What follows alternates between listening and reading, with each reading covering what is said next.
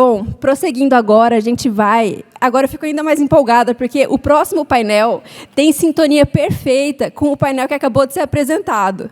Porque a doutora Maria Tereza falou sobre cooperação entre os registros de imóveis e o poder público para que a gente consiga atingir solução para o problema fundiário que nós temos. Essa cooperação tem um link muito legal com a palestra da futurista, a profissional de futurismo, a Lala de Henzellen, que apresentou ontem, que ela falou sobre o valor cooperação de uma forma muito contundente.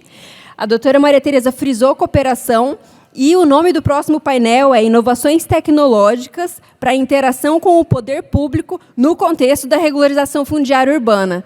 Então, é uma sinergia que, assim, acho que transcende, é quase sobrenatural a gente imaginar que o painel foi construído sem que a gente tenha planejado e esteja acontecendo dessa forma. Então, eu vou encerrar aqui agradecendo e pedindo a todos uma calorosa salva de palmas para os nossos painelistas.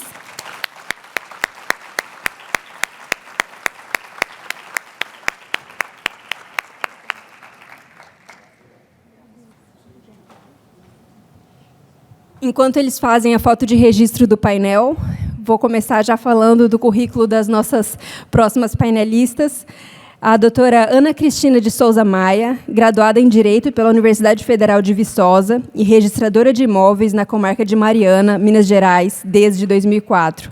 É presidente do Colégio Registral Imobiliário de Minas Gerais e da Comissão de Regularização Fundiária do Ibradim, além de diretora da Anoreg-BR. Atua como palestrante e professora de Direito Registral Imobiliário e Regularização Fundiária.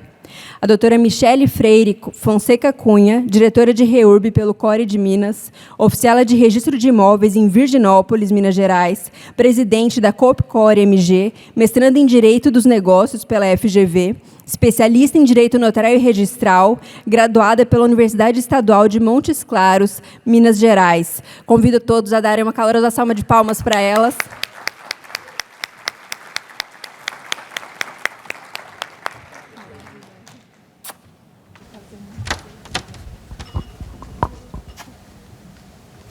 Registro aqui a alegria de estar convidando elas para o palco hoje, porque eu já assisti o curso delas de regularização fundiária, elas já fizeram sucessivos cursos e eu assistia sucessivamente, porque elas sempre trazem inovações, sempre trazem novidades de uma forma muito didática.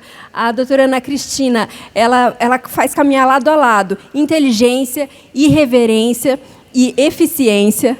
Então, já a doutora Michele Cunha, é impressionante como ela traz, com um viés acadêmico, mas, ao mesmo tempo, prático, tudo que a gente precisa fazer. Então, sabe aquela pessoa que todo mundo tinha na escola, aquela menina que era a mais estudiosa da sala, e que aí ela resolvia as coisas, e aí todo mundo ia atrás da solução que ela já criou? Então, é assim que eu vejo a doutora Michele Cunha, e aí eu agradeço essas duas. Elas são, assim, eu tenho admiração imensa por elas, e é por isso que eu estou tão empolgada de apresentar elas no palco hoje, de convidá-las para esse painel. E agradeço mais uma vez a oportunidade de estar com vocês aqui. O palco é de vocês. Obrigada, Luísa, querida, gente. Luísa é sempre uma fofa, né? Qualquer lugar do mundo que a gente se encontre. Bom dia, pessoal. Deixa eu ver quem está com cara de sono. Eles jogam umas luzes na cara da gente, assim, que a gente não consegue ver vocês direito, não. Por isso que eu estou de óculos. Eu prometi para algumas pessoas que eu ia começar hoje fazendo a chamada. Já está rodando meu tempo? Cadê? Gente, vocês estão bonzinhos, não colocaram meu tempo para rodar, não? Se vocês não colocaram meu tempo para rodar, eu vou ficar falando até 7 horas da noite. Agora sim.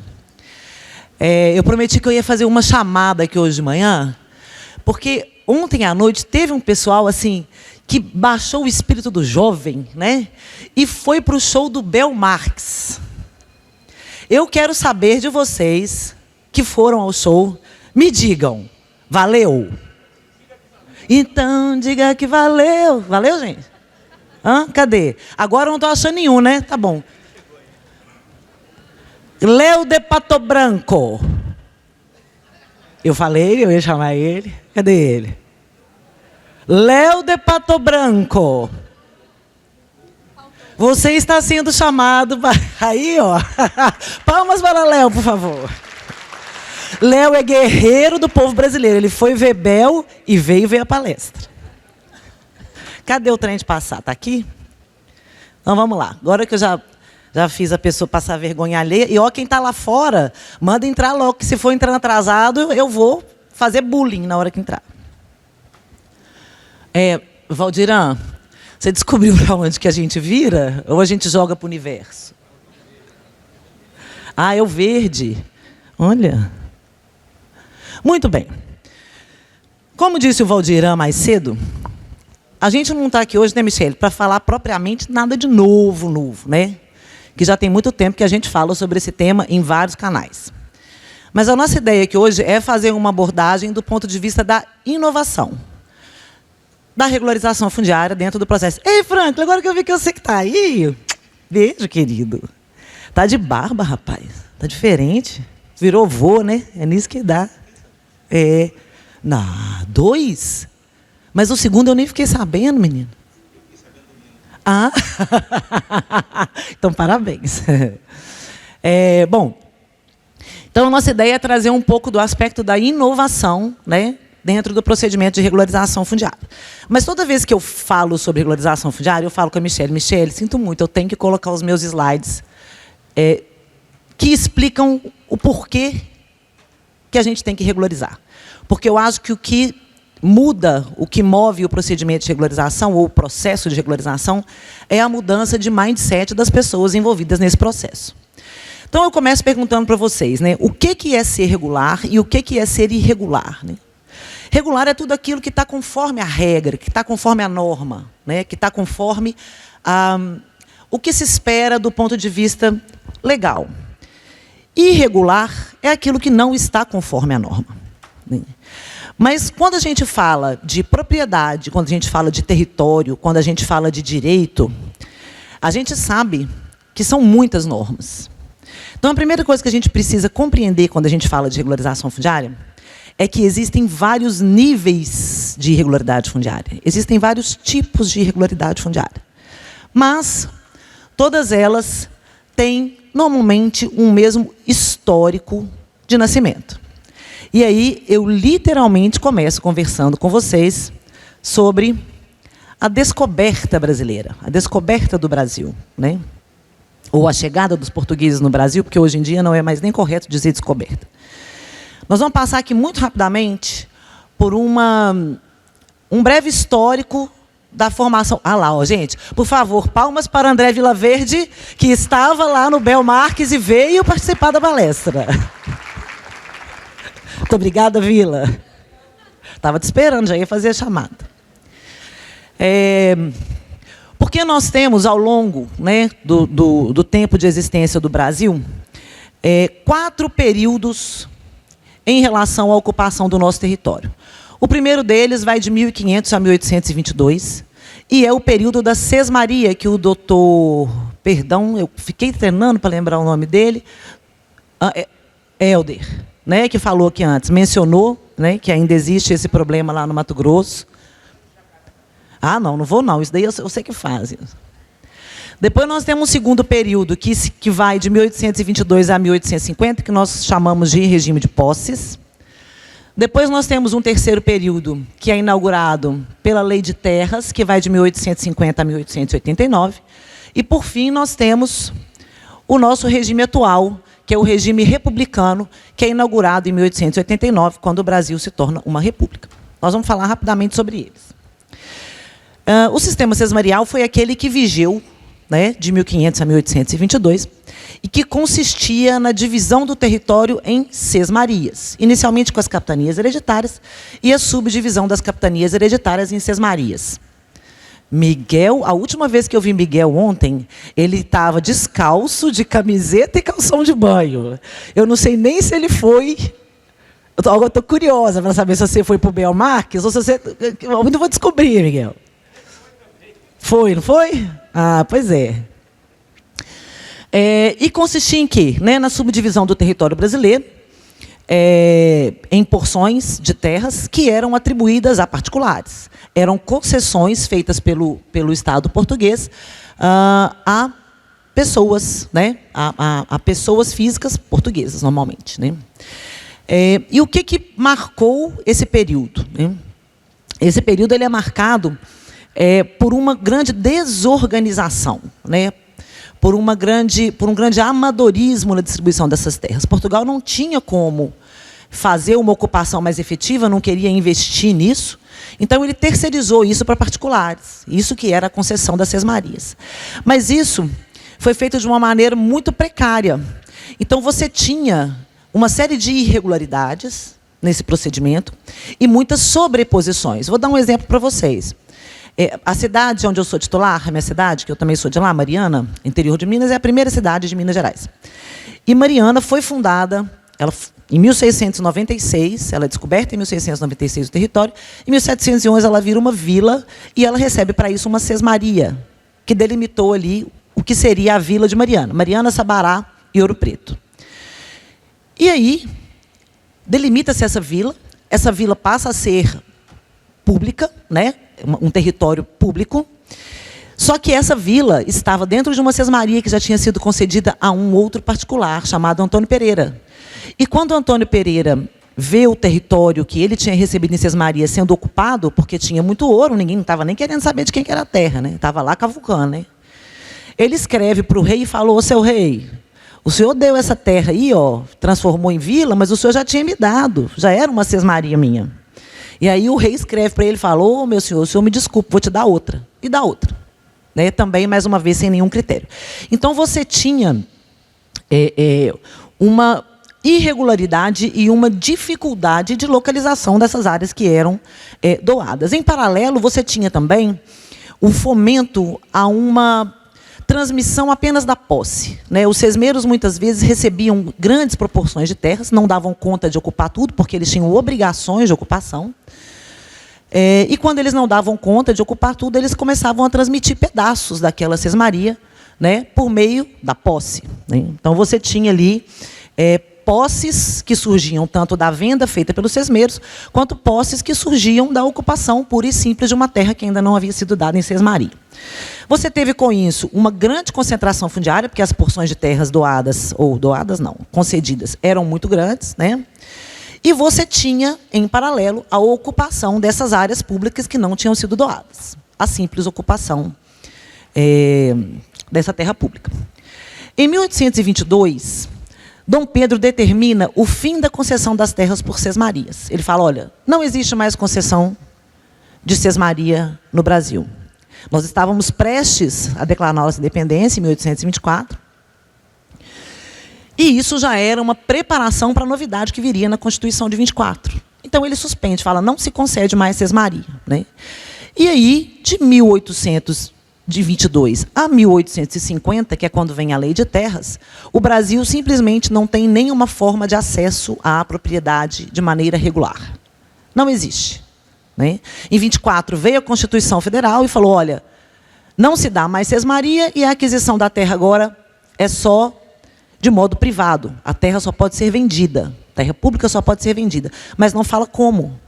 Este como só vem a acontecer em 1850, com a edição da Lei de Terras. Nesse interregno, entre 22 e 50, o que nós temos é que a posse termina por se consolidar como a única forma de acesso à terra. Né?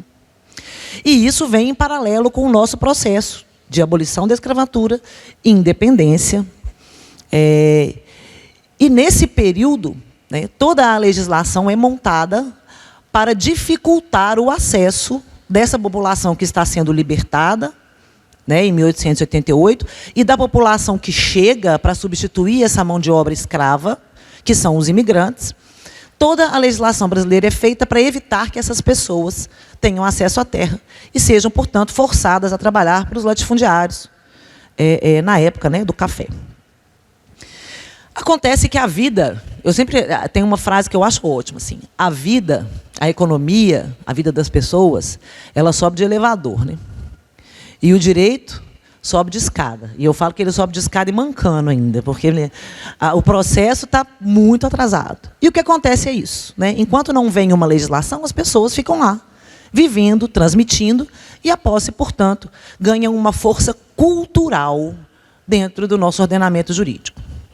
Em 1850 vem a Lei de Terras, né? A Lei 601.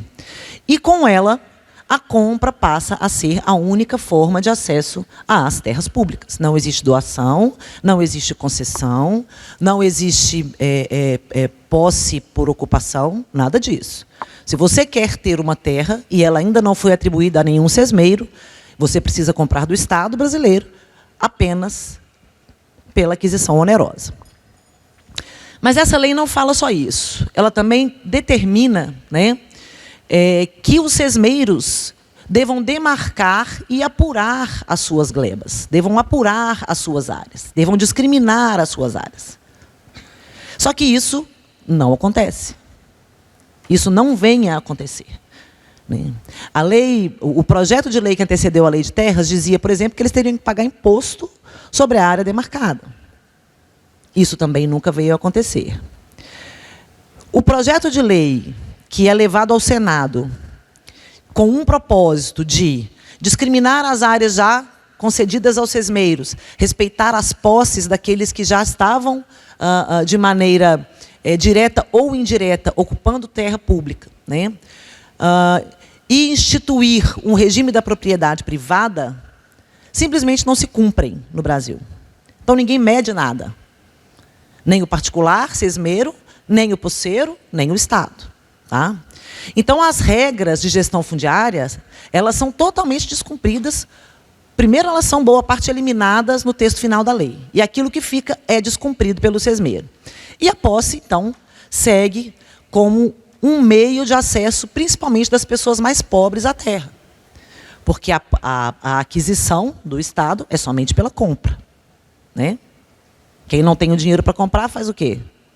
Se apossa. E aí a gente não tem, né, uma consolidação efetiva da ocupação do território brasileiro. E a gente não tem um tratamento desses problemas que derivam da Lei de Terras. Em 1889, vem a nossa Constituição republicana. O Brasil deixa de ser monarquia, passa a ser república. E nessa mudança de modelo, institui-se que as terras públicas passam a ser propriedade dos estados. É criado o sistema federativo, o Brasil é dividido em estados, né? E as terras públicas passam ao domínio dos estados, não são mais da União. Criam-se aquelas exceções lá, faixa de fronteira, etc., etc., mas o grosso é dos estados. Ela transmite a propriedade, mas ela não determina que os estados façam a discriminação daquele patrimônio que ele está recebendo da União. Né? E esses estados, portanto, recebem um patrimônio que eles literalmente desconhecem. E como nós vimos aqui hoje, no painel anterior, muitos desconhecem até hoje. Isso não mudou em muitos lugares. Né? E aí, quando você não conhece o seu território, quando você não conhece o seu patrimônio, você não consegue implementar a gestão fundiária. Você vai fazer a gestão sobre o quê? Você não sabe onde você está. Você não sabe o que é seu. Né? E esse problema da falta de discriminação das terras públicas é um problema que se observa até os dias de hoje no Brasil. E muitas vezes, quando há discriminação, eu honestamente preferia que não tivesse.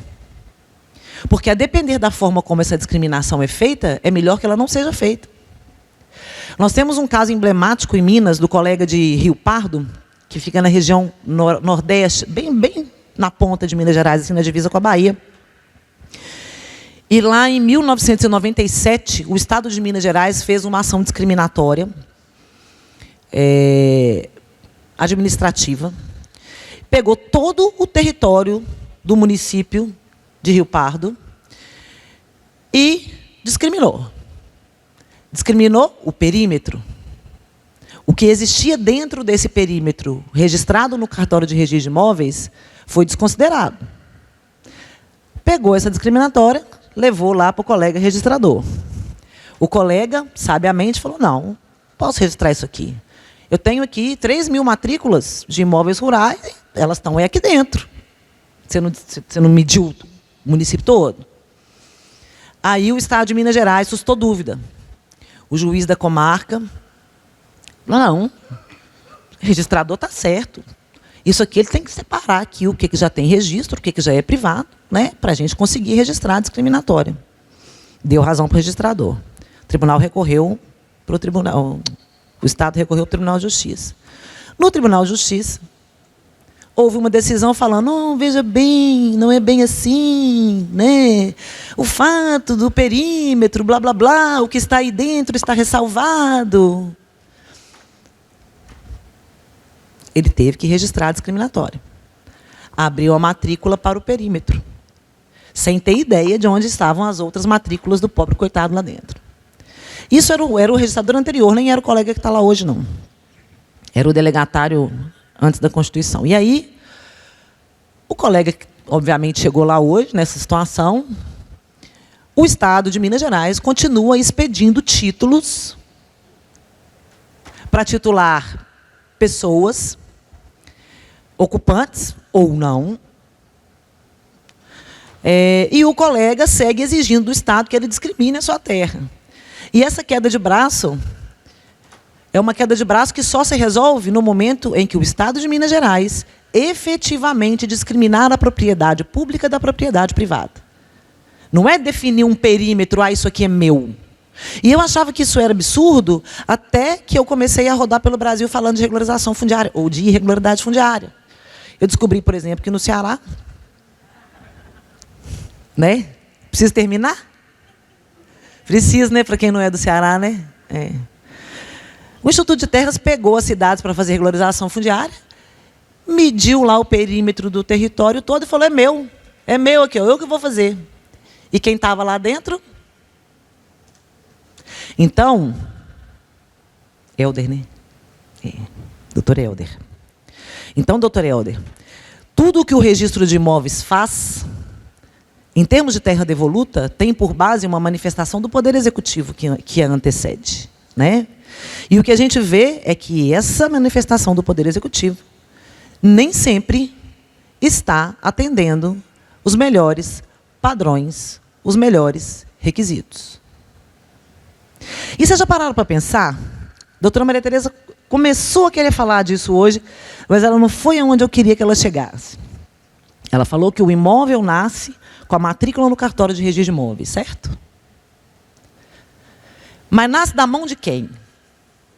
Quem é que vai lá e abre uma matrícula e escreve assim, imóvel, constituído pela fazenda X, com 30 hectares, com as seguintes divisas e confrontações, parará, parará. Nasce de quem? Aqui, ó. Dessa mãozinha aqui, ó. Sabe o que o registrador de imóvel é? Parteiro de imóvel. Gente, vocês já pararam para pensar nisso? Se eu quiser sentar lá na minha cadeira, se eu tiver um surto psicótico, sentar na minha cadeira e criar uma matrícula da minha cabeça? Uai, não posso, Miguel? Posso. E até aquilo ser desconstituído, provavelmente meus netos não vão ver.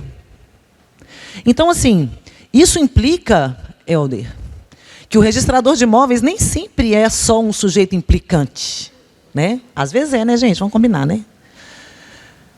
O registrador de imóveis tem que ser um sujeito muito zeloso, porque a mão do registrador de imóveis faz nascer o imóvel e faz criar o direito sobre ele.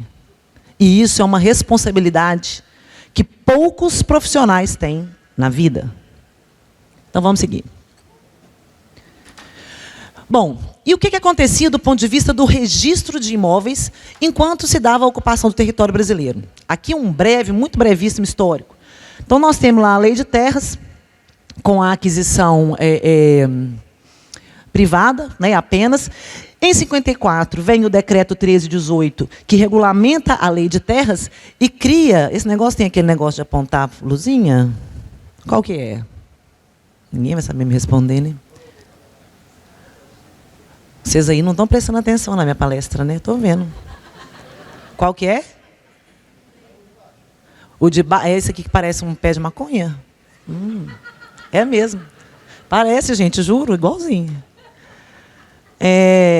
E aí, cria-se aqui o quê? O registro do vigário. Né? O registro do vigário nasce aqui em 1854. Né? O registro de imóveis, que é o que nós estamos celebrando aqui, os 180 anos, né? Nasce no dia 21 de outubro de 1843, com o Registro Geral das Hipotecas. né? Que é a nossa celebração.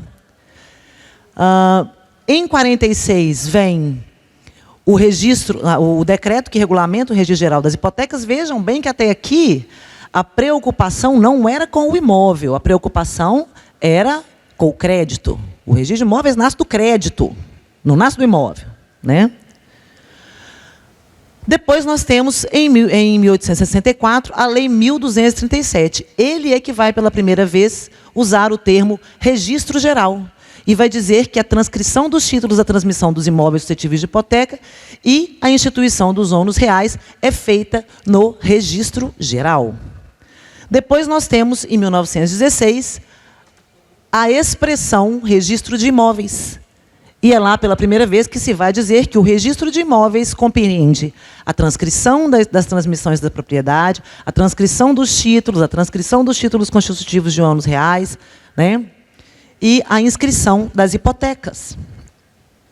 Só que isso só chega em 1916. Na verdade, chega aqui em 1864 com um pouco menos de força, porque aqui é que o registro de imóveis se torna constitutivo da propriedade, né?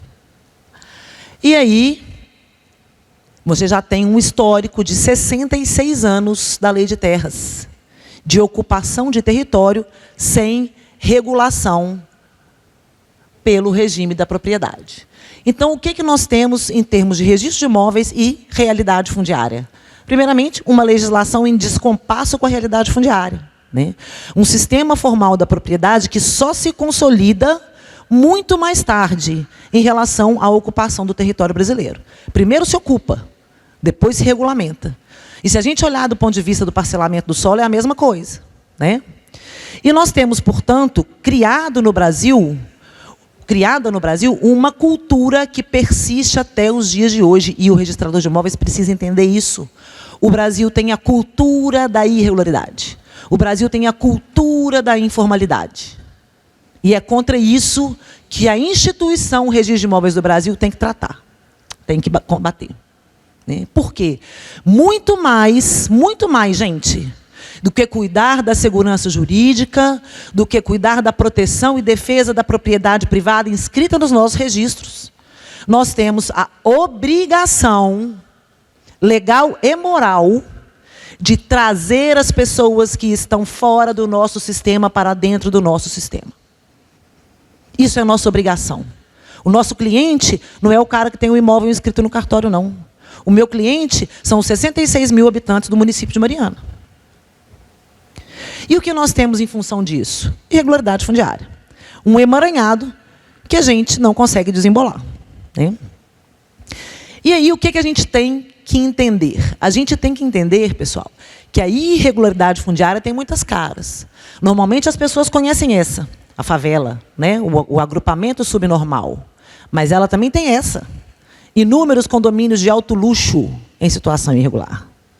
Ela também tem essa. São Gabriel da Cachoeira. Cadê Letícia? Está aí? Olha lá. Ó. Letícia. Olha as meninas do Amazonas. São Gabriel da Cachoeira. Quantas matrículas, Letícia? 2.000. Quantos habitantes, Letícia? 50 mil. Né? 50 mil habitantes, 2.000 matrículas. Eu tenho 60 mil habitantes, 20 mil matrículas. Miguel, você tem quantos habitantes? 84 mil. Quantas matrículas? 54 mil. Vocês conseguem ver? Ó, o Miguel está em Santa Catarina, eu estou em Minas Gerais, Letícia está no Amazonas. O que vocês veem dessa fala nossa aqui? Para mim é óbvio. A irregularidade fundiária brasileira, quanto mais ao norte e nordeste do território nós estamos, mais grave ela é, maior ela é. Catugi, a primeira cidade 100% regularizada de Minas Gerais. E a irregularidade fundiária, ela é como um pêndulo, ela traz uma série de consequências sociais, ambientais, jurídicas, econômicas, né? E aí eu trago para vocês 2 estudos que eu sempre gosto de mencionar em toda a palestra que eu dou, porque eu acho que eles ajudam a mudar o mindset. 2 estudos de cunho econômico-social. O primeiro deles é esse, que foi feito aqui no Rio de Janeiro, na comunidade da Quinta do Caju, por 2 professoras da UFRJ, e foi publicado pelo IPEA. Pegaram a Quinta do Caju, dividiram em 185 domicílios, em 2 grupos. Tá?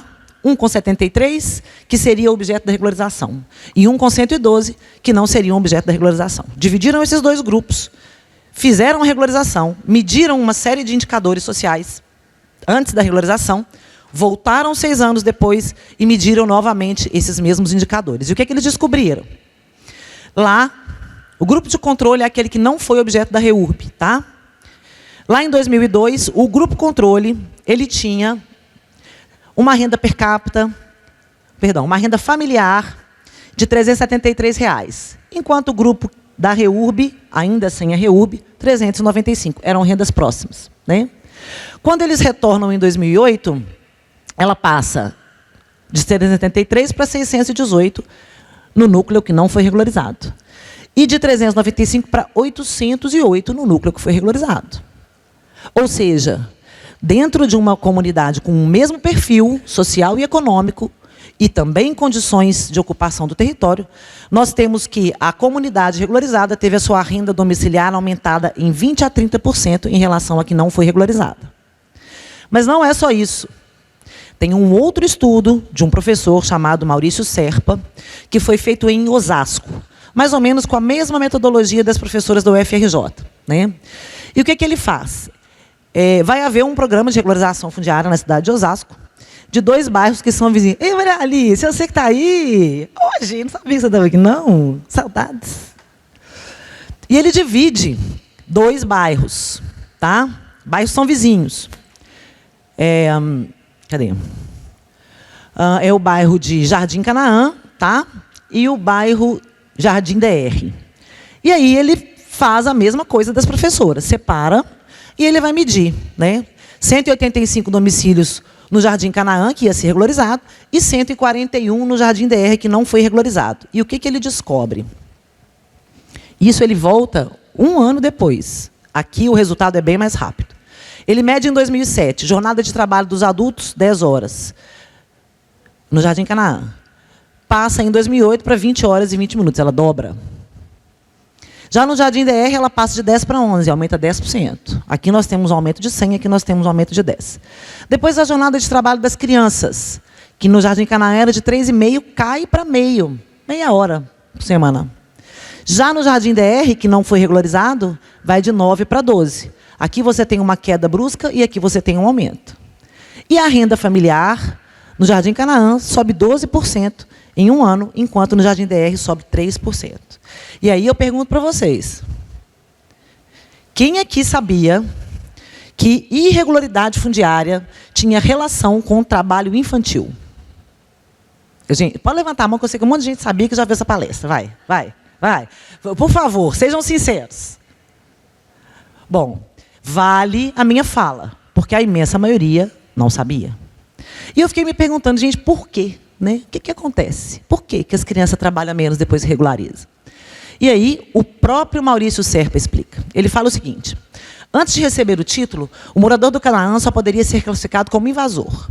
Sem segurança jurídica sobre a sua residência, esse morador sente necessidade de ficar mais tempo em casa para se prevenir contra uma eventual invasão ou uma ação de desocupação. Com o título, a insegurança some. E esse morador começa a se sentir mais livre para trabalhar e ver a sua renda subir. A prioridade da família era tomar conta da casa, tarefa que só os adultos poderiam cumprir, mas alguém tinha que sair para trabalhar. E esse alguém eram as crianças. Quando a família recebe o título e essa necessidade de vigília do domicílio desaparece, os pais saem para o trabalho e as crianças ficam em casa. Quando a gente... tempo esgotado. Ai, que pânico. Mentira, eu e Michele já resolvemos tudo aqui. Quando a gente fala de regularização fundiária, nós não estamos falando apenas de registros de imóveis e direito de propriedade. Nós estamos falando de direitos humanos. O registrador de imóveis tem um papel a desempenhar na defesa dos direitos humanos no Brasil. Trago para vocês, muito rapidamente... Opa, para voltar é o vermelho, né? O dado da cidade de Catugi. Os dados, né? Primeira cidade totalmente regular de Minas Gerais. Catugi está ali na região nordeste de Minas Gerais, Vale de Jequitinhonha, a mais pobre do Brasil. O Fred, nosso colega, em 2018, tinha 30 matrículas urbanas, ele regularizou toda a cidade e hoje ele tem 1.400 matrículas urbanas. Tá? Município pobre. E aqui eu quero que vocês foquem especialmente em 2 dados. Isso daqui é a arrecadação do cartório do registro de imóveis do Fred, nosso amigo. Vejam vocês aqui que ele passa de 450 para 1.800. Pós-regularização. E esse daqui é a arrecadação do Notas com RCPN, o RCPN com Notas lá de Catugi. Ou seja, as pessoas estavam sedentas pela regularização. As pessoas queriam transacionar por dentro. E embora Catugi seja uma cidade totalmente equipada com água, com esgoto, com luz, a cidade era inteira irregular.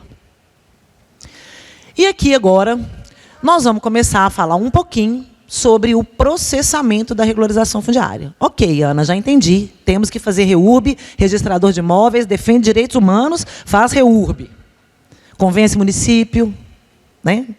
Mas como que a gente faz REURB? E agora vem a estrela de como fazer a REURB.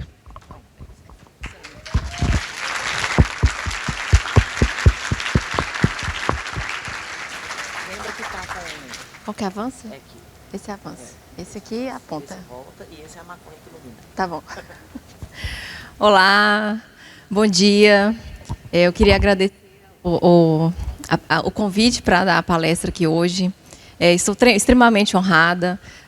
Participar da Casa do IRIB, e não só participar do encontro do IRIB, mas dar uma palestra no IRIB é uma honra para mim, sabe? Eu acho que hoje eu estou aqui 9 anos, 10 anos depois de registradora de imóveis, realizando também um sonho pessoal. Eu assisto essa aula da Ana, eu acho que eu já perdi as contas de quantas vezes eu já vi essa aula da Ana, porque toda vez que ela dá, eu estou junto com ela. E eu não me canso de ver os resultados e de ser motivada continuamente a fazer regularização fundiária. Quem aqui já processou e registrou regularização fundiária? Muita gente.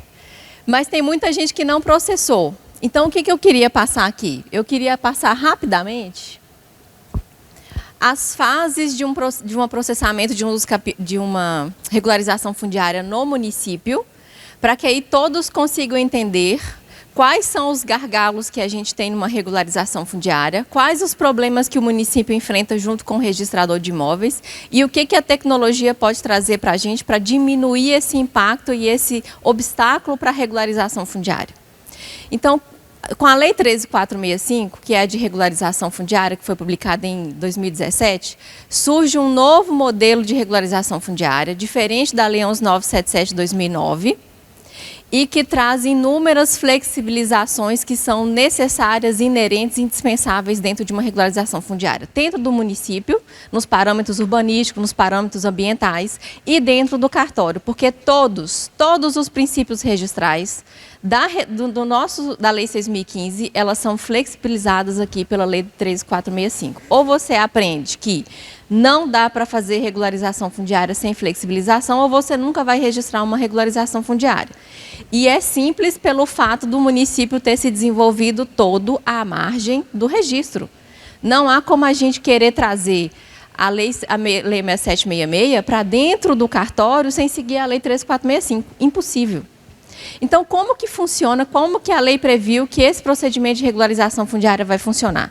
Ele previu fases. Lá no artigo 28 da 13.465, ele previu 7 fases. E ele começa com um requerimento. Alguém, um legitimado, lá do artigo 14 da Lei 13.465, o Ministério Público, a Defensoria Pública, o próprio município de ofício, o Estado, a União, o próprio beneficiário, podem fazer um requerimento para a prefeitura para que ela instaure regularização fundiária. Então, quer dizer que ele vai iniciar um procedimento que tem uma sucessão de atos que a gente precisa fazer e, ao final, a gente tem um processinho formado, como se fosse uma licitação.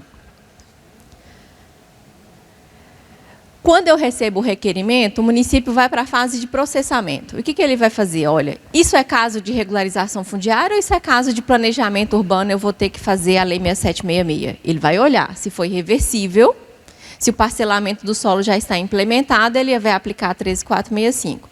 Se ele recebe um pedido de regularização fundiária, ele vai lá no local, ele vê que nem gleba, nem rua está aberta, ele não vai seguir e receber um pedido de REURB, ele vai indeferir o pedido de REURB.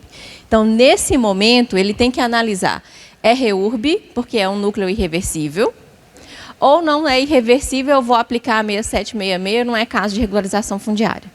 E imaginemos que seja caso de REURB. Ou porque eu tenho que registrar o parcelamento do solo, ou porque, embora esteja com o parcelamento do solo registrado, eu tenho obstáculos à titulação. Então, se eu prevejo aqui que, embora esteja registrado o meu parcelamento do solo, só resolve com uso capião, eu preciso fazer REURB meramente titulatória. Tá? O município entendeu, olha, é regularização fundiária.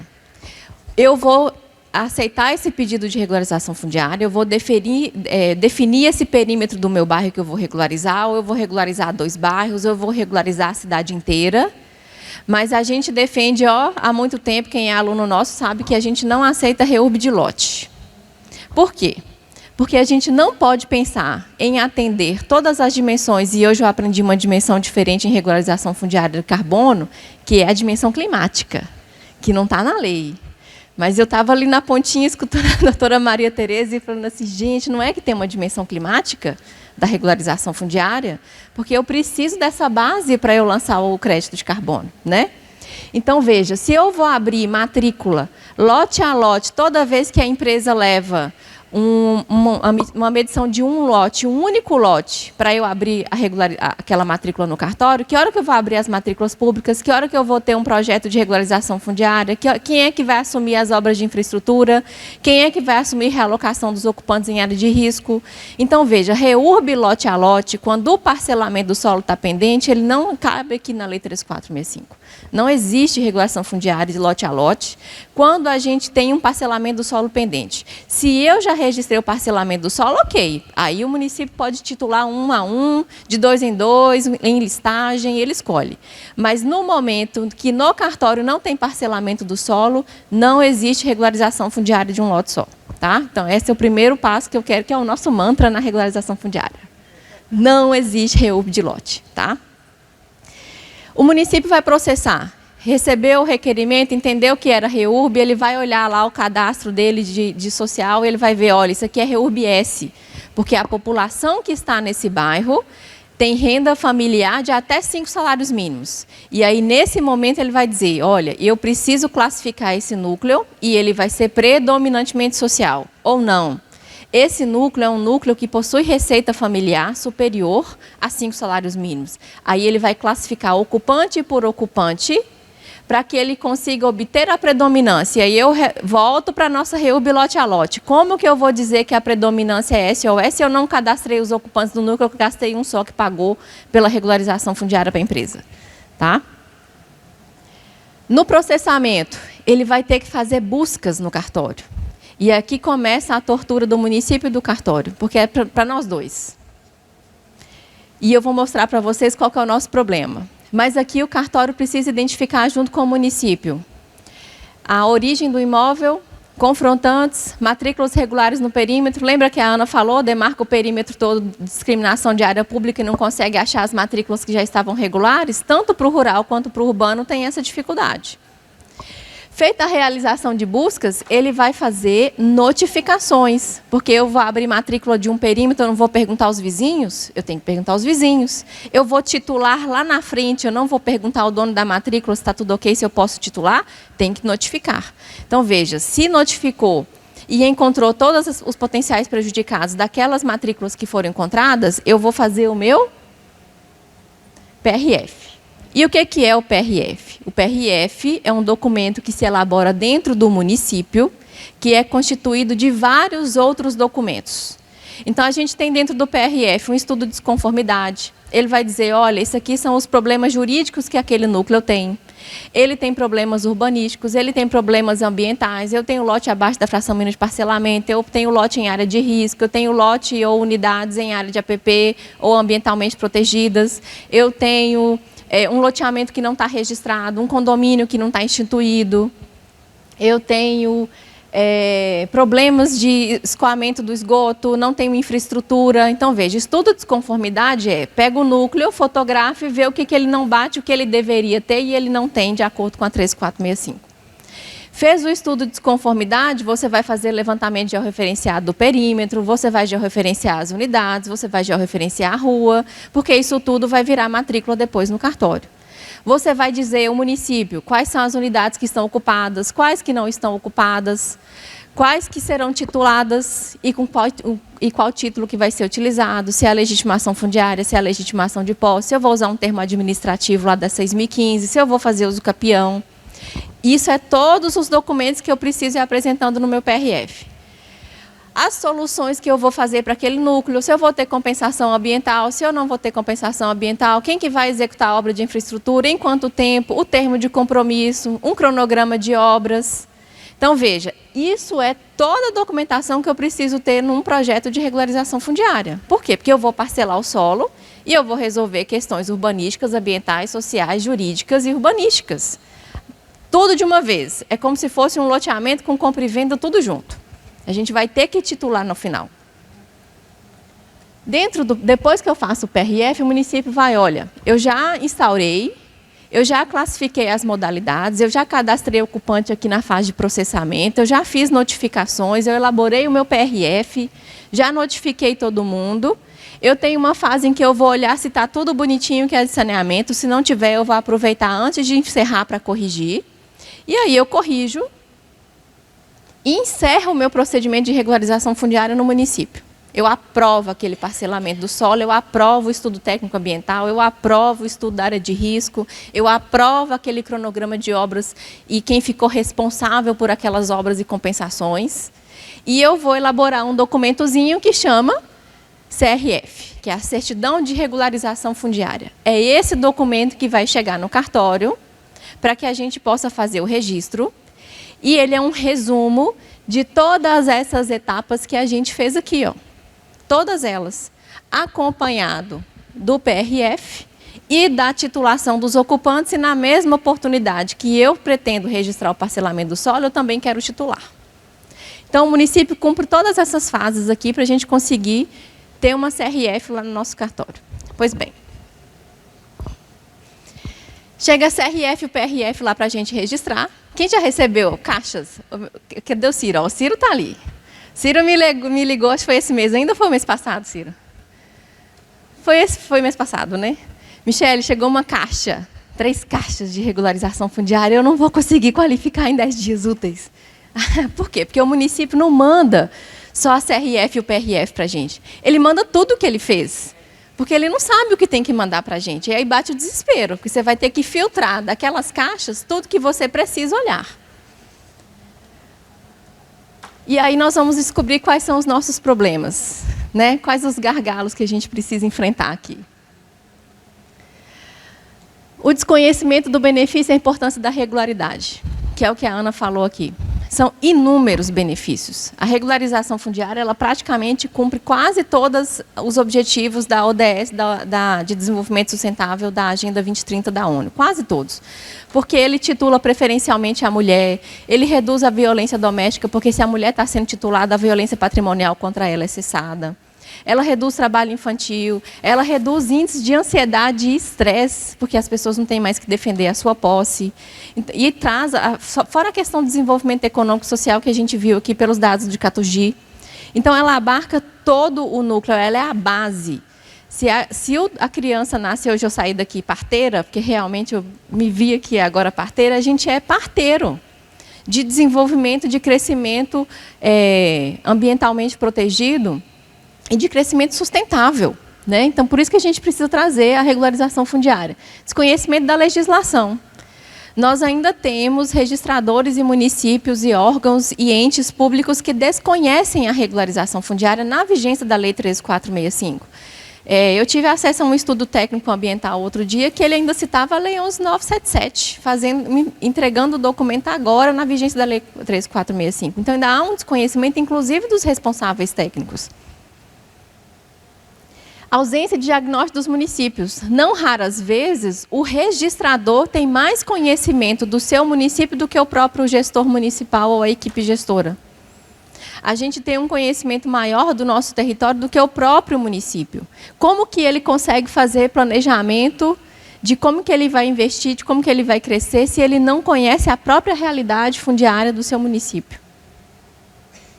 Inexistência ou precariedade de equipes técnicas. Quantas vezes a gente já treinou equipe técnica, e aí muda o prefeito, muda a equipe toda de novo, a gente tem que começar tudo de novo.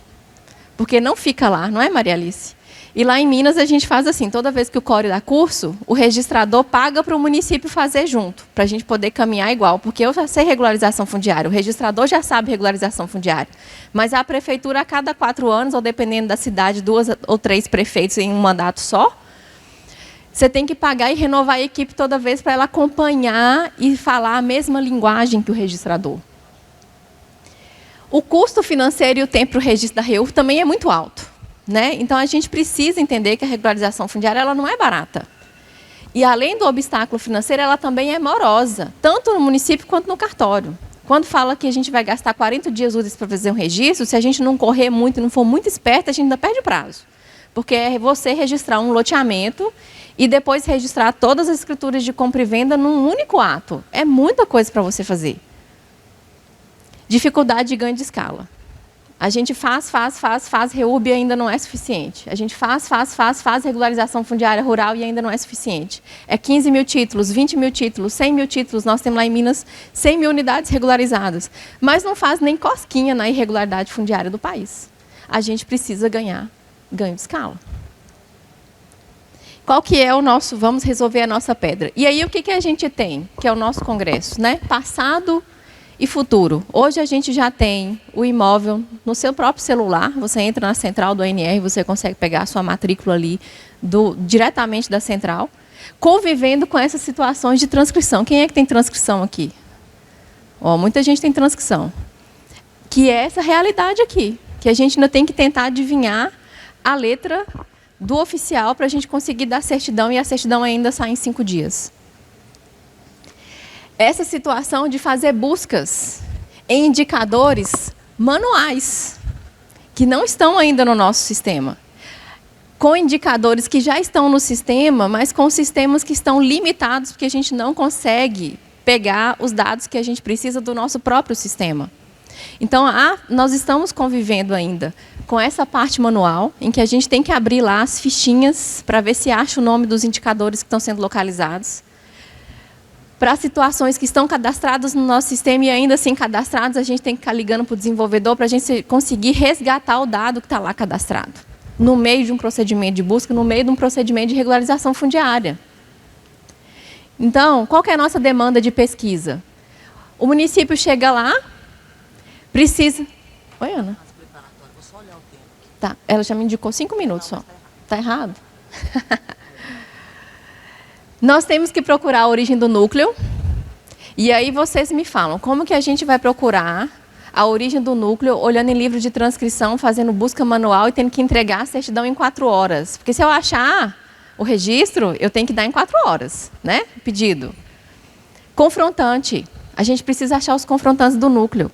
Dependendo do tipo de pesquisa, nós vamos ter que achar as matrículas regulares no perímetro. E aí a gente tem dados, a gente até tem. Mas está aqui, ó. E você não consegue aplicar filtro no seu sistema para conseguir buscar aquele dado. Você tem que ligar para o desenvolvedor para pegar um relatório. E só o seu relatório demora 15 dias, porque ele ainda vai criar ferramenta para te dar os dados que você já tem no cartório e está cadastrado. Então, são situações que a gente convive, ó, passado e presente, com uma demanda de respostas extremamente coletivas e em prazos muito curtos. Eu preciso fazer esse resultado em 5 dias no máximo, entregando muitas certidões, porque dependendo da busca, você vai ter 500 matrículas para fazer certidão de inteiro teor, você vai ter lá mais umas 20 ou 50 negativas para fazer, você ainda vai ter que pesquisar o nome dos ocupantes, se forem 1.000 pessoas dentro das 500 unidades, você vai ter que entregar 1.000 certidões negativas ou positivas, se ele tem imóvel ou não dentro do seu cartório, e tudo isso em 5 dias. Vários tipos de certidão num único pedido, que é de inteiro teor e propriedade ou negativa. Você tem dados analógicos que a prefeitura te entrega lá, é um nomezinho digitado num PDF para você fazer busca. Você tem que fazer buscas manuais e os pedidos, não raras vezes, você solta a certidão com uma pontinha de dúvida se você não tivesse procurado mais um pouquinho, se você não tinha achado o imóvel que era da origem do núcleo. Então, a gente trabalha com esses desafios o tempo todo em regularização fundiária e agora em uso capião. Qual que é o resultado que a gente tem? Em muitos resultados, eles são imprecisos. Eles são morosos, porque a gente demora a fazer o resultado dessa busca, sujeita a contradições e potencial gerador de conflito. E eu queria gastar um tempinho aqui nesse potencial gerador de conflito, porque nós temos um colega em Minas Gerais passando uma situação de responder procedimento administrativo no CNJ, responder sindicância administrativa perante o juiz corregedor do foro, responde procedimento, ação civil de mandado de segurança, porque ele negou uma certidão, porque ele pediu dados mais claros para ele fazer a certidão e a empresa não gostou. E ele ainda responde uma ação civil de execução do mandado, da liminar do mandado de segurança, porque como teve contradição, aparente contradição entre o resultado que ele soltou primeiro e uma outra certidão que ele deu, o juiz entendeu que ele estava mentindo nas certidões. Por quê? É muito simples você ter vários resultados nisso aqui. A cada filtro que você aplica no seu sistema, você tem um resultado diferente. Se o município te dá uma busca para José da Silva e ele não fala o CPF, a gente pode achar 5 José da Silva no cartório, ou mais. Se ele dá o CPF, num outro pedido de busca, eu vou dar falando que é um só. E aí, se ele apresenta para o juiz, ó, a primeira vez que eu pedi, ela me deu 5. Agora, eu pedi de novo, só apareceu 1. Fica aparecendo certidões contraditórias. Não é, mas ele me deu um filtro novo para buscar. E essas situações em regularização fundiária são muito comuns. É muito comum eu chegar na fase registral e encontrar imóveis que seriam a origem do núcleo que eu não encontrei na fase de processamento porque eu não tinha um dado. E aí, quando você qualifica e fala, ó, município, falta notificar fulano, ele vai lá te denunciar na corregedoria falando, olha só, fiz toda a regularização fundiária, fiz a busca bonitinho, o cartório não me informou nada. Agora que ele descobriu que a CRF é social, ele não está querendo registrar minha CRF social, porque é de graça. E fala que é você que não quer porque você achou uma certidão e tem que notificar. Então, veja, nós temos muitas demandas na qualificação registral. Então, nós fizemos ali o problema nas fases de buscas e no registro. Qual que é o nosso problema?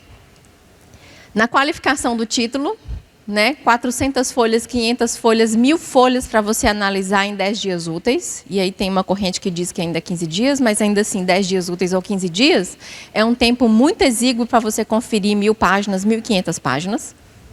E ela vem em PDF, ela não vem nem estruturadazinha, é aquele papel digitado que está impresso e você tem que sair conferindo. Registro do parcelamento do solo, porque você vai ter que abrir 500 matrículas de uma vez, você tem que cadastrar 500 indicadores de uma vez, um por um, conferindo o memorial que está lá na sua métrica, porque em Minas a gente usa o métrica, né, que é aquele que o Dimension que o Valdiran citou. Você tem que cadastrar lá no Dimension, você tem que conferir se teve sobreposição com outros imóveis, você tem que olhar o memorial descritivo e ver se ele está com a mesma descrição do Word que o engenheiro te mandou para você copiar e colar. Você tem que conferir com o mapa para ver se ele não está divergente, porque, por incrível que pareça, o engenheiro consegue mandar para você um PDF diferente do que está lá, é erro natural, né? Ele está fazendo 500 imóveis de uma vez, ele vai errar. E ele manda para a gente, tem erro, você tem que identificar antes de lançar, porque a gente está abrindo uma matrícula, não pode ter divergência. Você tem que cadastrar as pessoas. Se forem 500 imóveis e um casal por imóvel, a gente tem 1.000 nomes para cadastrar. 1.000 nomes, 1.000 CPFs, 1.000 RGs, 1.000 filiações, estados civis, para poder cadastrar aqui com as respectivas frações ideais dentro daquele imóvel que vai ser titulado. Qual a chance da gente errar isso fazendo cadastro manual? Aí a prefeitura já cadastrou manualmente lá e a gente vai refazer o serviço aqui, tendo que conferir o serviço da prefeitura e conferir o do próprio cartório para ver se ele não errou na hora de digitar. E lembre-se que a gente tem que fazer isso em 40 dias úteis. Registro de titulação, emissão das certidões das unidades. Quem fez REURB marcou qual dia para poder encerrar a regularização fundiária e imprimir as matrículas? Que dia que vocês fazem? Sexta-feira é dia de imprimir REURB, porque é o dia que, se você não der conta, você vai ter que chamar a equipe para fazer no sábado e no domingo, porque tem que mandar selo 24 horas depois, né? Então, sexta-feira é o dia de imprimir REURB. Por quê? Porque depois que a gente faz isso tudo, você tem que imprimir as fichas, assinar uma por uma, digitalizar uma por uma, subir uma por uma no sistema para depois mandar para o ONR, para a base de dados de indicador real e as matrículas, a imagem das matrículas. Tudo de graça. É um custo muito alto, financeiro e pessoal. Isso cansa a gente, cansa a nossa mente.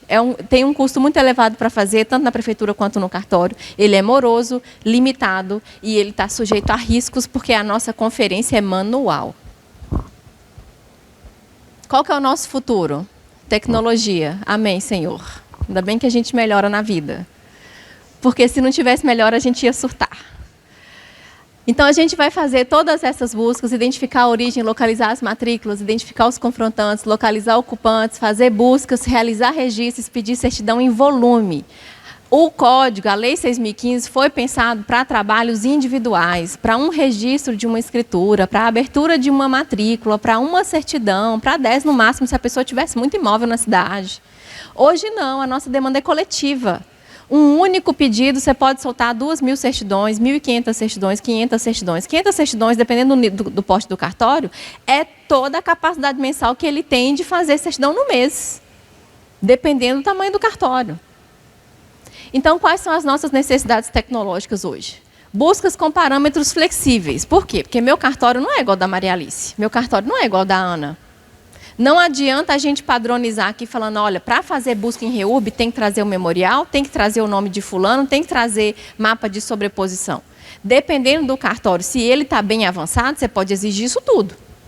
Se é um cartório que ele está na fase de busca manual nas fichas, para que ele vai querer um georreferenciamento se ele não consegue confrontar papel com georreferenciamento?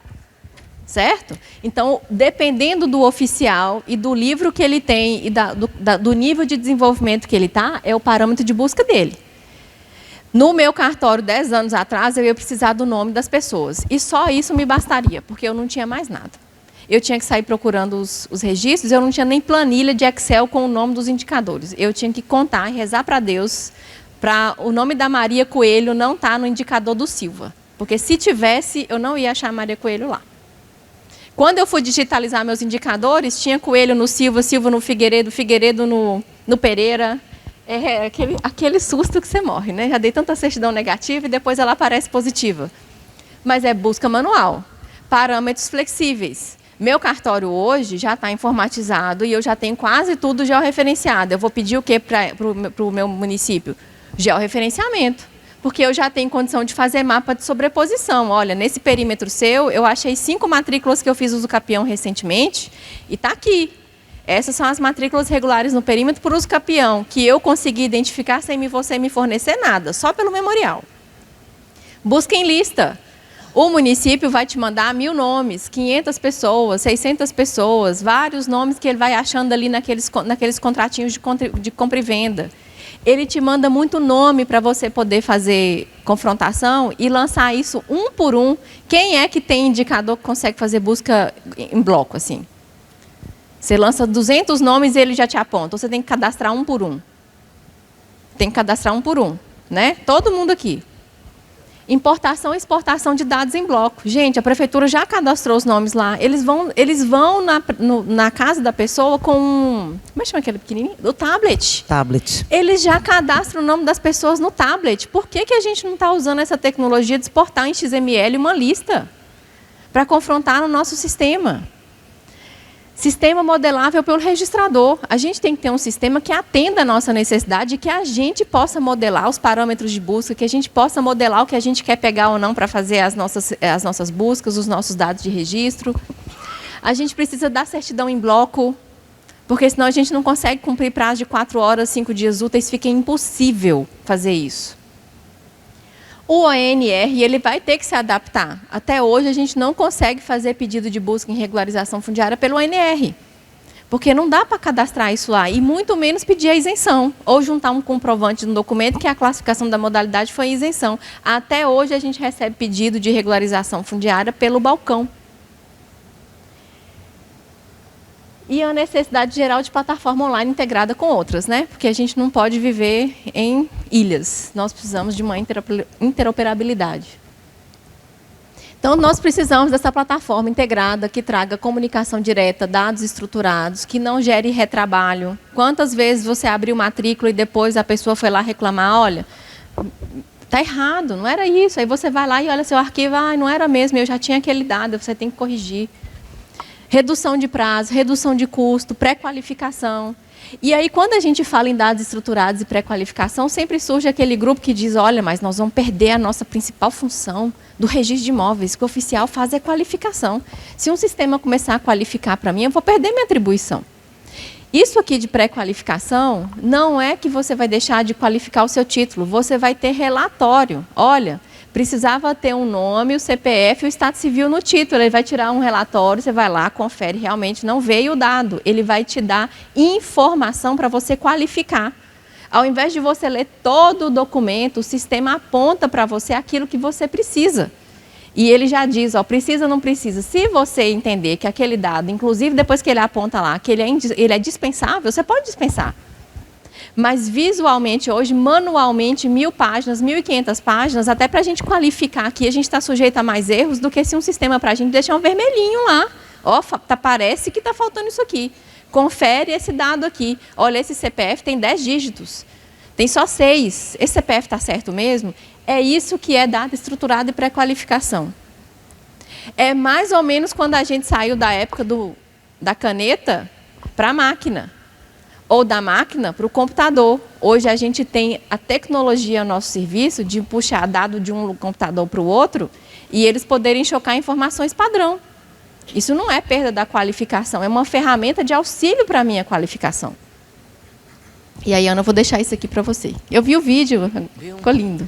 Agora é aquele momento, seus problemas acabaram.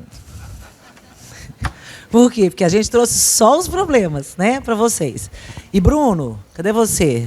O vídeo está no jeito aí? Tá, né? Só um minutinho, aí eu aviso.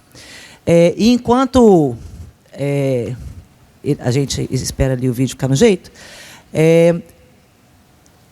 a gente trouxe os problemas porque são problemas reais que chegam para a gente, né? De fato, assim, problemas operacionais do registrador de imóveis.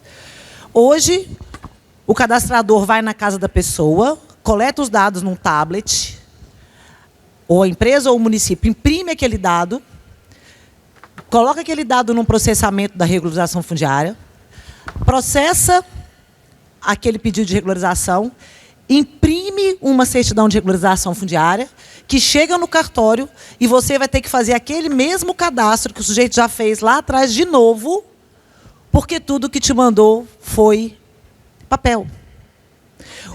Ou PDF. E aí muita gente fala assim, minha regularização fundiária é toda digital. Você vai ver o quê? PDF. PDF não é digital. Digital é dado estruturado.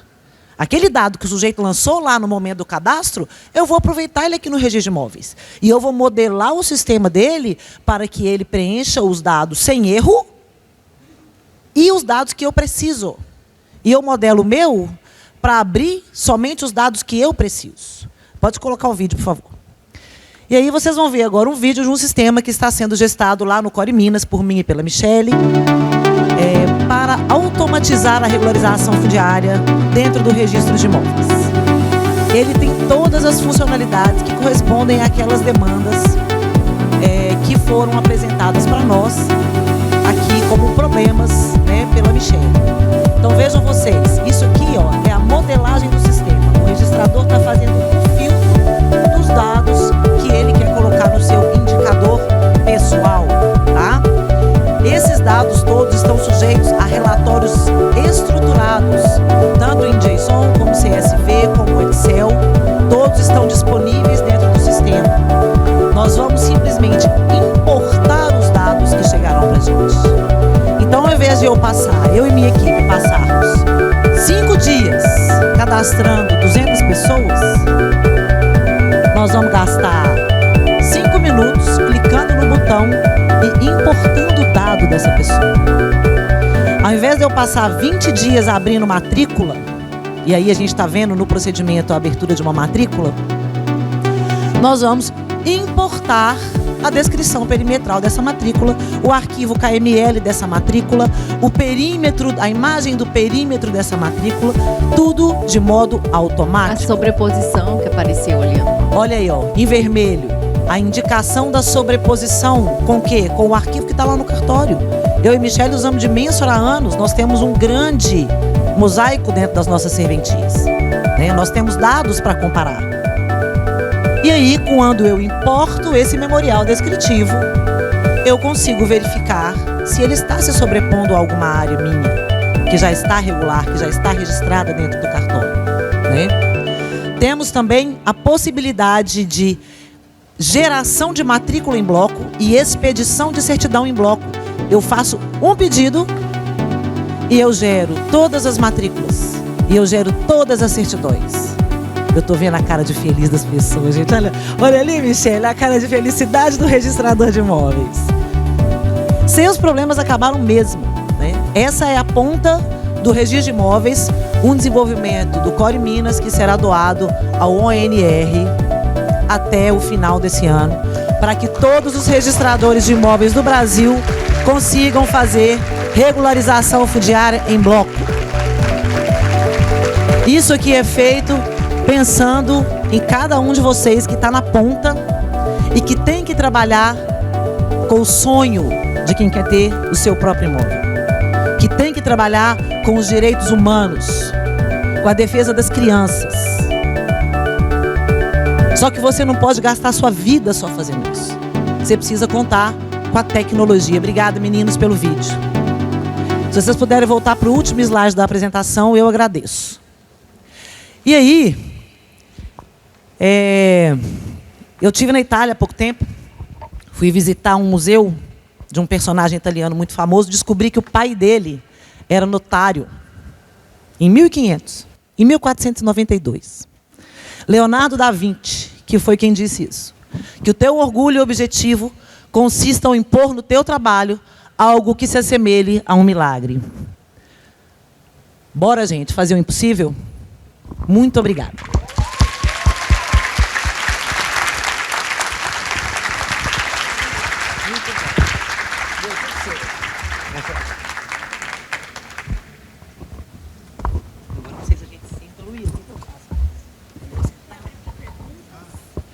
Não sei, que a gente está com o tempo, né? Tem 14 minutos ali.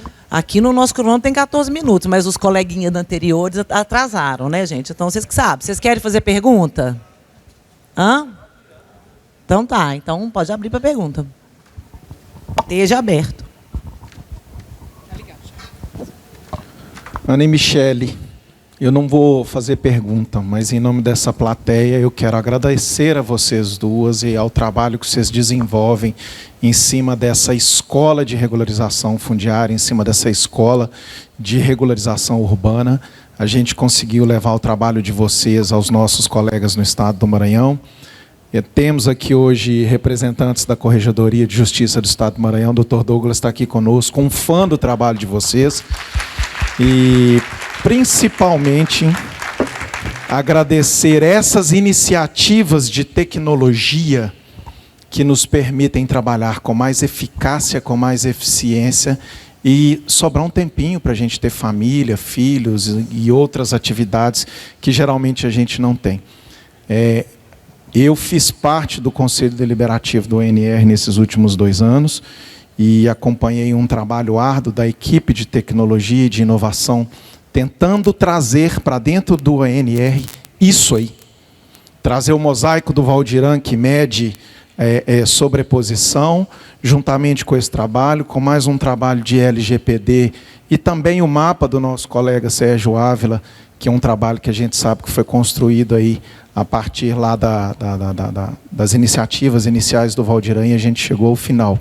Então, a essas mentes brilhantes, aos novos medalhões do IRIB, com a graça de Deus, que vocês chegaram para trazer também, sem nenhum desprestígio aos nossos doutrinadores do passado, né?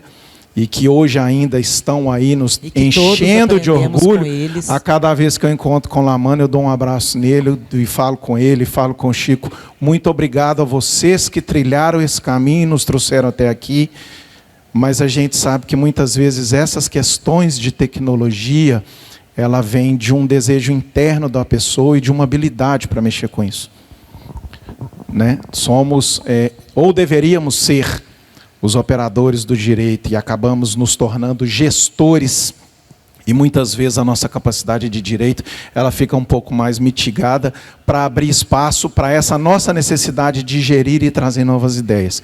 Então, a todos que estiveram aqui, em nome dessas duas mulheres fantásticas que estão ali em cima, eu quero agradecer pela tecnologia, pelas inovações, pelas boas ideias e por tudo aquilo que a cada novo encontro essa turma traz para nos prestigiar. Muito obrigado. Obrigada a você, Giovanni, querido amigo, suspeito. Eu quero aproveitar lá, acho que a Geisa quer fazer uma pergunta ali no meio. Enquanto o microfone chega na Geisa, é só para dizer o seguinte, esse braço é o braço do registrador, né? É o que a gente vai usar, é uma plataforma que ela é multiuso, para ser usada por todos os atores. A gente está desenvolvendo primeiro o braço do registrador, mas nós também vamos desenvolver o braço do município. Tá? Então, a nossa ideia é fazer o que a gente chama de REURB digital de ponta a ponta. E aí nós vamos eliminar uma série de gargalos e ganhar a escala que a gente precisa para efetivamente mudar o mundo. Então, é só o primeiro episódio dessa série, né, Michele? Bom dia a todos, me chamo Geisa, eu respondo por um cartório num pontinho do Alto Rio Negro. Barcelos. Por Barcelos, a cidade da pesca esportiva. Eu gostaria de saber se esse sistema foi pensado para funcionar offline. E aí eu vou justificar a minha pergunta. No Amazonas, quando a nossa Noreg desenvolveu um sistema, ela pensou em offline, pensando na peculiaridade do nosso país chamado Amazonas, a nossa dimensão continental, nossa dificuldade de logísticas e afins.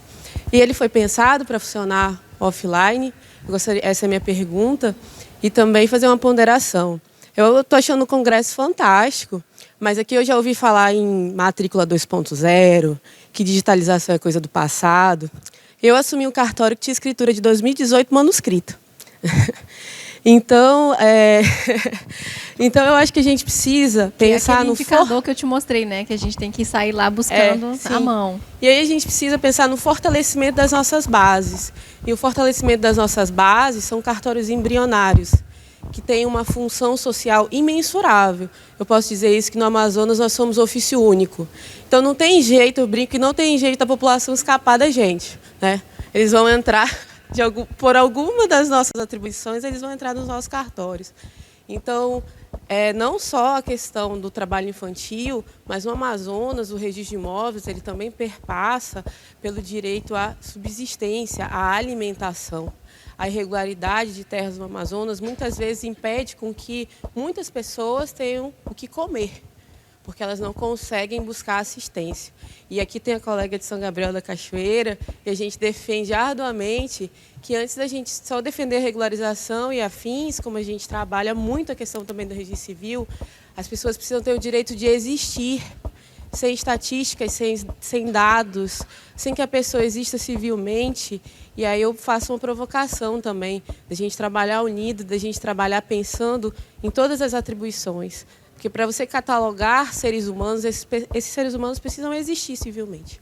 Então, se esses sistemas são pensados para funcionar em regiões como o nosso Amazonas, que hoje passa pela maior seca da sua história, eu sou amazonense, estou em casa, então posso falar disso.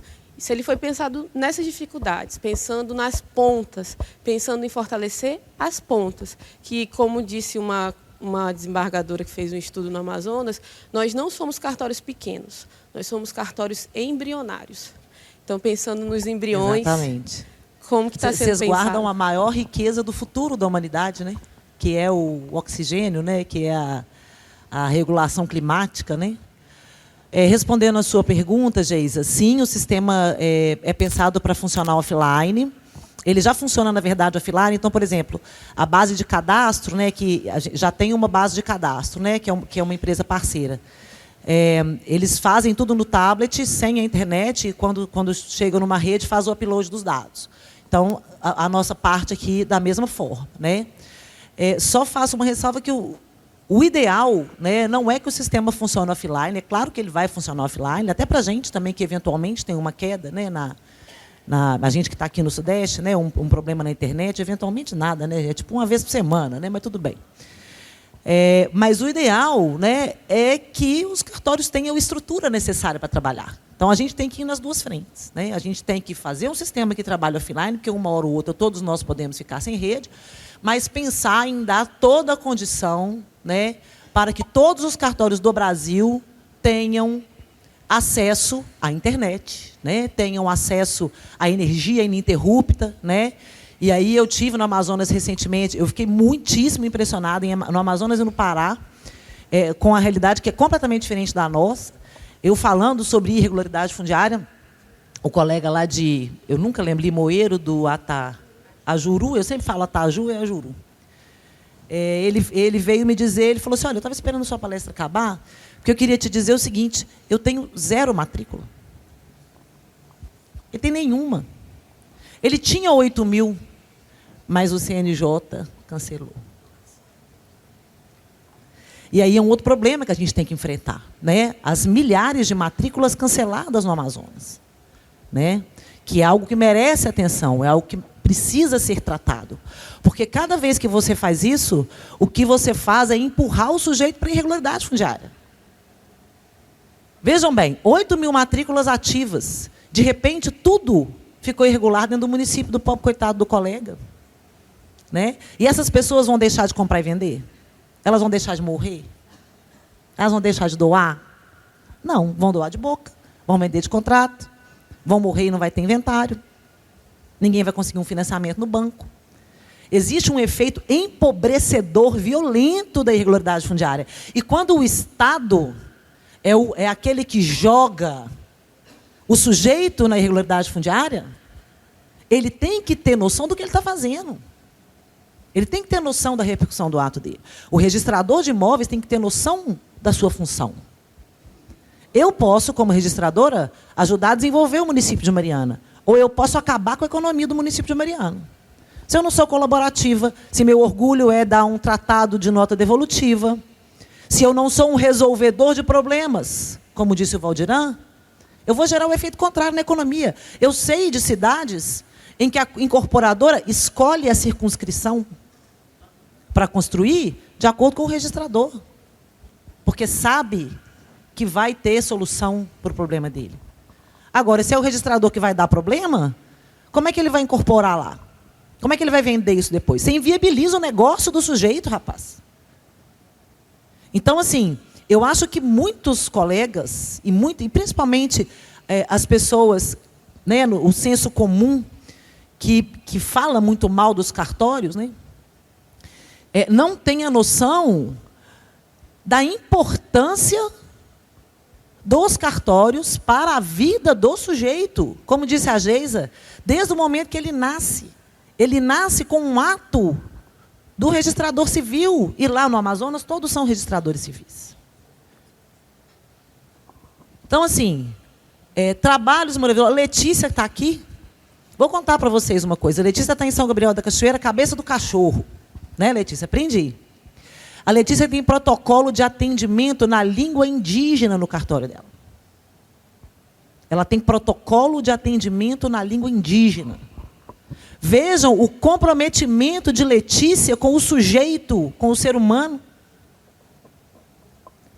É essa dimensão do cartório que precisa ser mostrada. Né? Bem, acho que eu vou parar. A Luísa quer fazer algumas observações. Eu dou por encerrada a minha participação aqui. Muito obrigada.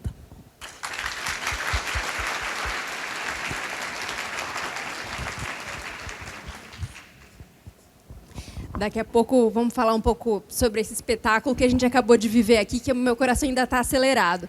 Mas, para não perder o timing da ponderação da nossa colega do Amazonas, ponderações super justas, sem dúvida a gente precisa considerar essa realidade. Jamais imaginaria que existe um cartório que tem protocolo de atendimento na língua indígena. Então, assim, imenso respeito pela colega, estou tocada ao tomar ciência disso nesse momento.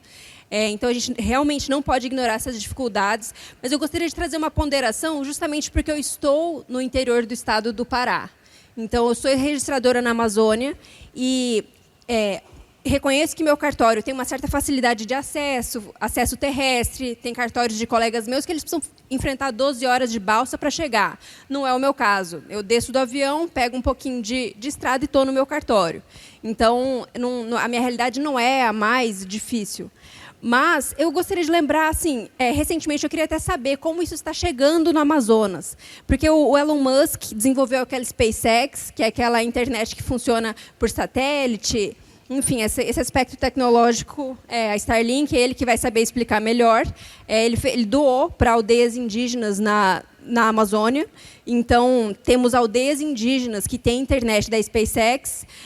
Quando saiu essa internet, meu esposo tomou a iniciativa de comprar para nós, e nós temos essa internet lá, e funciona super bem, ela é muito rápida, ela é mais rápida do que a nossa, que já era uma velocidade que eu considerava bem boa, lá no Pará, era melhor do que a que eu tinha no interior do Mato Grosso do Sul, por exemplo.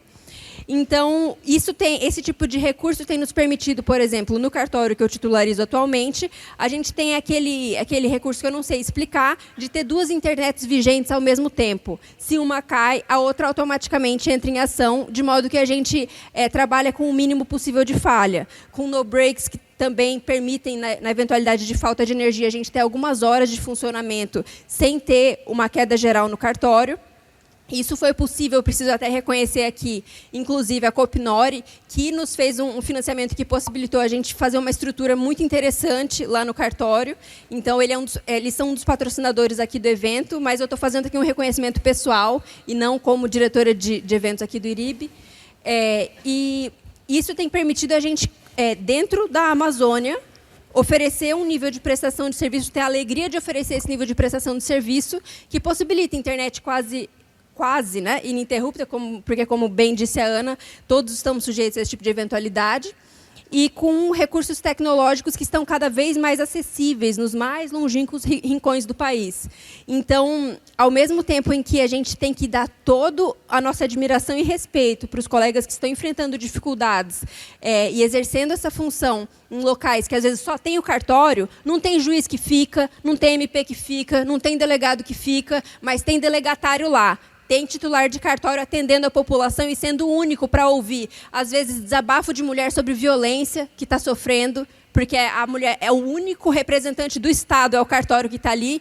Então, eu quero deixar claro que, ao mesmo tempo que eu estou fazendo essa ponderação sobre o fato de que nós somos capazes, um incentivo, uma motivação para declarar que nós somos capazes de oferecer serviço de qualidade com tecnologia até no interior, ao mesmo tempo que eu faço essa provocação, eu reconheço e friso a admiração por todos aqueles que estão enfrentando essa realidade que é desconhecida em muitos lugares do nosso país. E aí fica a minha curiosidade genuína. Como está a internet da SpaceX lá? Microfone para a Geisa, por favor. Ela vai trazer. A Noreg doou Starlinks para todos os cartórios pequenos. E o presidente da nossa Noreg também conseguiu recurso, o doutor Davi, a quem nós reverenciamos o seu trabalho, tem um trabalho excepcional, pensando no interior. Também está providenciando geradores para todos os cartórios do interior do estado do Amazonas. Inicialmente, a primeira leva de 10 geradores.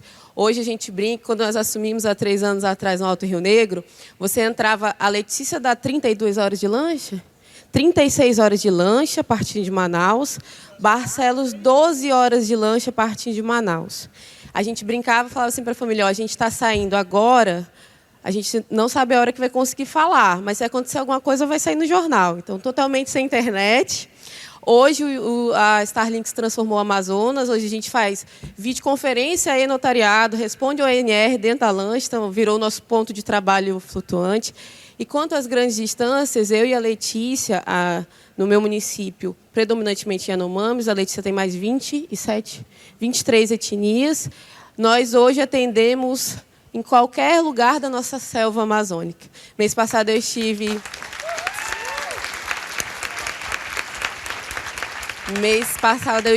em terra indígena Yanomami e nós registramos 490 pessoas que nunca tiveram registro de nascimento e tivemos lá uma manifestação indígena sobre o marco temporal. E nos nossos cartórios, além do protocolo de atendimento na língua, nós também temos, no meu cartório a gente adotou uma logo, e aí fica também a sugestão aos colegas, de você entender o contexto social onde você está inserido. Então, no meu cartório tem uma plaquinha escrito: Uamaki, Uahu, Totiri, seja bem-vindo, para que eles saibam que lá eles vão ser muito bem recebidos. Essas meninas são heroínas, gente. Eu juro para vocês, elas são heroínas. Eu fico emocionada. E a doida da Letícia ainda levou a equipe inteira da cidade dela de lancha, 32 horas, para ver nosso treinamento de regularização fundiária lá em Manaus. E ela foi junto, tá?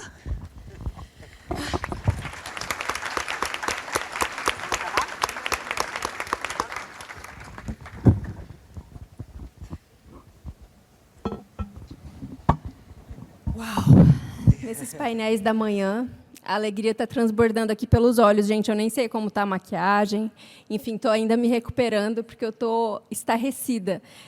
A Ana já tinha me dado assim, umas dicas sobre mais ou menos o que ela ia abordar aqui, mas eu jamais poderia imaginar o nível de soluções que elas trariam para nós, o nível de esperança que elas trariam para nós, da possibilidade da gente fazer a regularização fundiária realmente em escala e com eficiência, trazendo o município, né, o poder público e o cartório lado a lado, dentro do mesmo sistema, da mesma base de dados, interoperabilidade, enfim.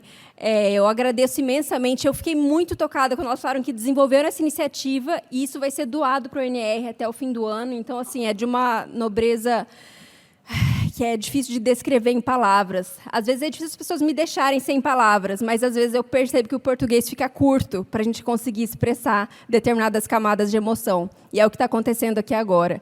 Então, sem mais delongas, para liberar todo mundo para o coffee break, antes eu gostaria de, mais uma vez, manifestar toda a admiração pela Ana, pela Michele. Eu brinco, já fiz até uma postagem no Instagram sobre isso, falando que eu já encontrei vários astros da música e de novelas em aeroporto e tal, cruzei com eles, mas nunca pensei, nunca tive vontade de chegar até eles para manifestar admiração, apesar de achar muito legal o trabalho deles. Mas quando eu vejo gente que transforma a vida da gente desse jeito, isso mexe comigo, que aí eu entendo o que é ter um ídolo, o que é ser tiete, entendeu? E elas despertam esse tipo de emoção, de falar, gente, isso é gente que está dedicando a vida para transformar o mundo, para diminuir trabalho infantil, para transformar a sociedade brasileira, para trazer direito a crédito, para trazer desenvolvimento econômico para cada município do país, para transformar os cartórios dos mais distantes rincões do nosso país. Então, toda a minha admiração por toda a nossa classe, por todos vocês, e na pessoa da doutora Ana Cristina e da doutora Michele Cunha, eu estendo uns parabéns e que agora a gente faça uma salva de palmas para a classe toda.